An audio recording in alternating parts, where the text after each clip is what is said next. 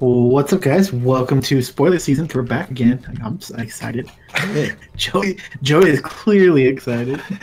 I also like because when we do the podcast, they can't see any of my reactions or any of my anything. So it's cool that I can actually converse. By they, he means me and Colin. Yeah. No, obviously not you guys. But yeah. So, real quick, apologies if there's any I this is different than the podcast, so I'm recording through the interweb. So if there's any internet problems, you'll see it via them being all jumpy and stuff like that. So hopefully we won't get too much of that. And if we do, we might just switch from our current voice platform because I feel like it's a problem with that. But yeah. Have her voice cut it now. Anyway, let's say, guys, spoilers are up, and anybody watching this who's super hyped the way we are, you can visit Happy Little Hug Factory, link in the description below, where they're doing pre-orders for the new set. You can pick that up. I think it's $80 a box, right? Correct.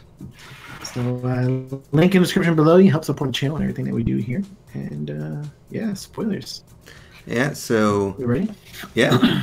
Well, let's just jump right into it. I'll start up with Athenia, which is cool. She's back. So Sealed God of the Ruins. 5 cost, 2 black, 3 void, 12/10. Resonator Human.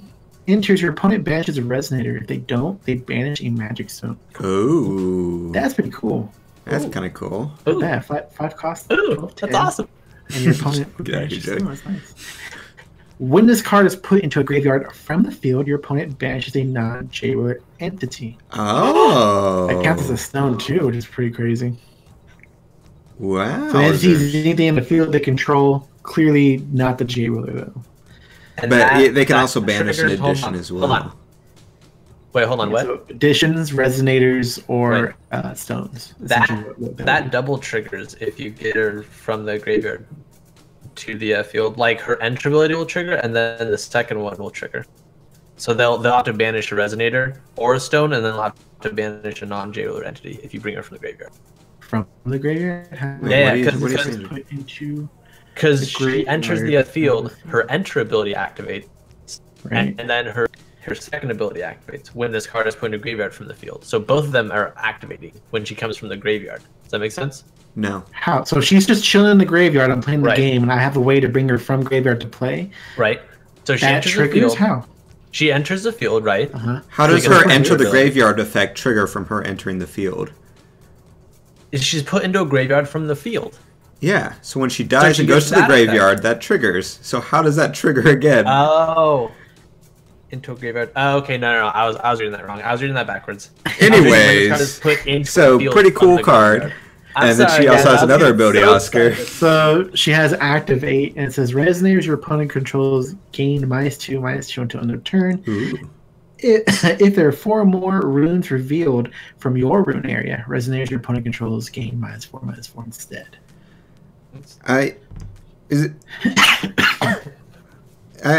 Real quick, I feel like there should be a terminology for that second part. If there are 4 more runes, shouldn't that just be like rune 4 or seal 4 parentheses rune? Like, I feel like that should be a terminology if runes are going to be sticking around. Yeah. Well, it wasn't the first set. I don't know. This might have been an easier way to word it. Or if it's like because it's an activate ability, maybe they couldn't use the rune. Well, they had it That's back in something different. Grimoire. It wasn't Grimoire like Grimoire 3, and then Yeah, the ability took place. Yeah. But it's pretty cool. I like that. Yeah, So I it's like obviously a super late game, and as late game as it is, you have more runes revealed, so you can like tap before recover, and tap again. So it's -8. And Well, it's resonators good are- for if you're playing a defensive game, and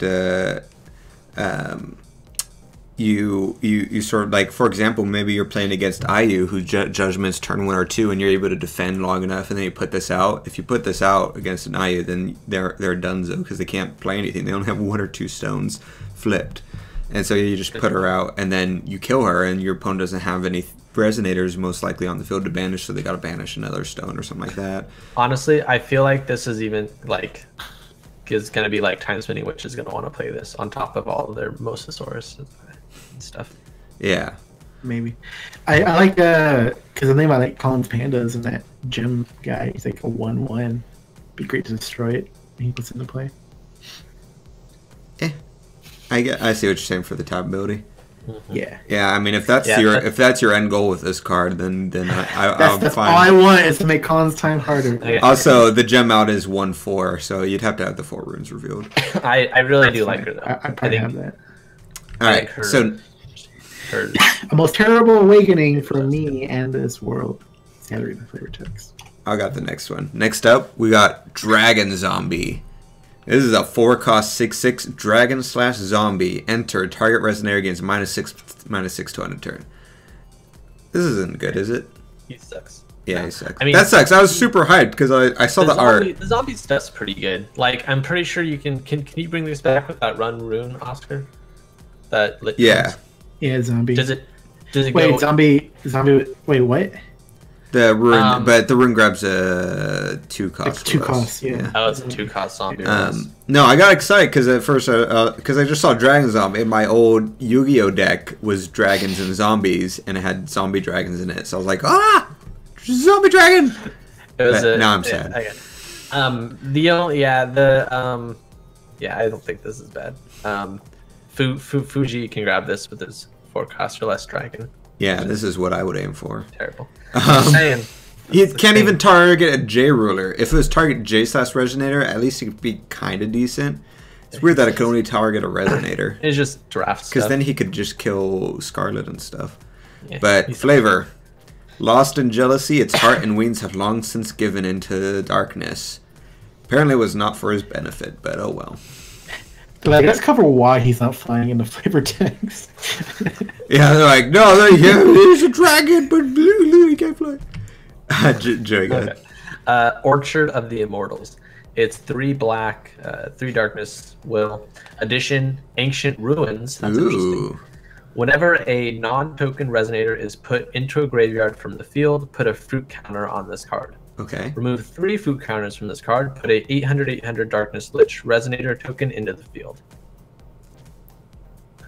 Is that good? It's not terrible. It's like, a 3-cost, and then you got to kill 3 resonators at some point to get an 8/8 kill them. They just need to die. Like, and it's not just your resonators; it's any resonators. Right? Exactly. Is it? Like, whenever a non-token. Yeah. Oh, okay. I see. Okay, so that's it's like not it's too nice bad. It keeps recurring itself. So it's not like, oh, I put an 8/8 Darkness Lit resonator token on the field and I'm done. It's like, but I you have need 9 counters on this. I can put 3. I feel like to get your value out of this, at minimum, you need 6 resonators to die and use this ability twice without this dying and assuming 6 resonators die at some point in order to get your full value out of it. If you only get the value once out of it, then it's like a kind of crappy. 3-cost 8/8 isn't terrible. 3-cost 8/8 is a super vanilla, and this has the possibility of you paying 3 and then not getting it because they destroy your edition before you can actually get it. Yeah, I don't think it's great, but it's an Ancient Ruins, so maybe you can like bring it out in cool new runes that we get, right? Maybe it could, the upside. Ancient Ruins, which we don't know what that means yet. Yeah, so there could be something with that, and you can also, I guess, remove the counters to play on your opponent's turn, which could be a cool play at some point. But if it was me, like I'd maybe like side this into like versus Moonhild while I'm playing Lich. So like their stuff is like going into the graveyard a lot, and they're trying to bring it back, and then like my stuff is going to the graveyard a lot, and then I'm like bringing it back, and then I'm just getting Liches. Yeah, very situational, and I don't see it also as like super duper amazing. It's great. Lich, please. You know what it's great for though? You know what it's great for? Epic stories. That is true. That's true, actually. Amazing for epic stories. You're just like Lich. Flavor, Joey? Awesome. Goes back to epic stories. The only land to bear fruit on this ruined earth.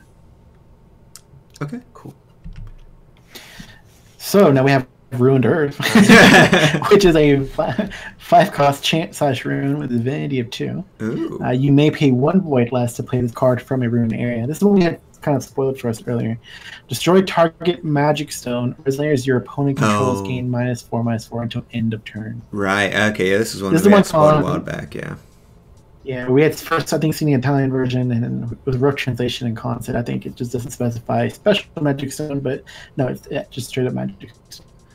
Yeah, so 4 cost destroy magic stone and potential like field wipe or field cripple and stuff like that is really really good, I think, in my opinion, because I think that's pretty great. Yeah, it's pretty devastating for field flooders who just flood the field with a bunch of low cost resonators or tokens and stuff like that, and it's devastating to those decks because you ruin their field. It's great, not great, but it's probably decent in Wanderer because it going against, like, say, an elf deck that has a bunch of elf producers. You get rid of all their will production on the field and get rid of one of their actual will production stones and stuff like that. But I think that's really good. I really like this in combination with Athenia, obviously. Like, turn 4, you get to play this, and then turn 5, like, if you did wipe their field and they, like, haven't really done anything, you can play Athenia and kill another magic stone. And then on top of that, or you can, like, play Athenia, tap her, and then, like... and your turn 3 was that last card, the Orchard, so that when they wipe their field, you can get all those. Actually, a really solid play is, I think you can play reveal your Ruined Earth, and then... No, yeah, they're just like if Ruined Earth is like the fourth rune you played, you can chase Ruined Earth with her. Well, I guess it wouldn't really matter. You'd still get the -8, but getting the -8 is pretty cool. It's a lot of will, yeah. Well, no, like flavor text. That's good. 9 will. I was thinking turn 5 you play Athenia, then turn 6 you play this. But... Yeah. Okay. Flavor text is the Liberator's nature influence the sealed god's power, corrupting Athenia's power of harvest into something new, something impure. Ooh, that's cool. Cool stuff. I'm digging it. I like how we started with black, the spoiler go around, rather than they usually start with white. So I wonder if we're gonna go reverse order, or just they want to do with white, black first. It's, yeah. They're like, oh, it's a. Well, yeah, I guess last set they did the same order too. So yeah, they're just probably bored. I guess they're like, we'll do it different. This is what's passes as exciting for us. They're like, oh, white's too powerful. Let's just wait till. Yeah. Run goes to God now. 0 cost rune. You can judgment for free this round. So yeah. Those are pretty cool. A nice little warmer up. I like Athenia a lot. I'm wondering if you can do stuff since she's like a human with like graveyard stuff. But I don't know. If there's an easy way to like cheat her in. Hopefully not. But I like the stone destruction. Like Ruined Earth, we'll see how that turns out. But it feels like it's an okay cost to damage ratio, but I could be wrong. It doesn't get weaker, so it would only be stronger from that point. But we'll see. I like the idea behind it, though. Hope you guys enjoyed. Let us know what the cool spoiler card you like is. And we'll see you next time. Woo.